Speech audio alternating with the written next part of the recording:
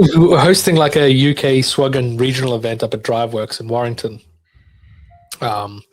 So Theodore flew in from Greece. Johnny and I were there. Heather was there as well.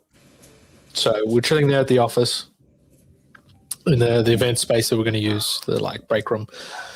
And Heather said, cool, let's go for a photo. So went around through the offices to the front of the building to get photos and that stuff. And when we came back, get back to the room, we're just having a chat.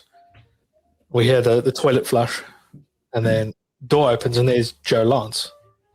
Pops out, no warning, no nothing. And we just turned to like, what are you doing here? He's like, I thought I'd pop by. I've got a layover here in the UK. So he landed in London, drove 4 hours up to come and see us. Wow. And then drove back to Heathrow to catch a flight to Barcelona to go on a cruise ship. Mad guy. That is, honestly, that's props. That's told no one. Told no one. He swung the door open and stood there in all of Joe Lance's glory, and I just went, Joe. I like the toilet had no flush other word. beforehand. The toilet flush and the door opening. Toilet flush, door opens, Joe Lance pops out. I shouted Joe, and the room just fell silent, and we just looked at him in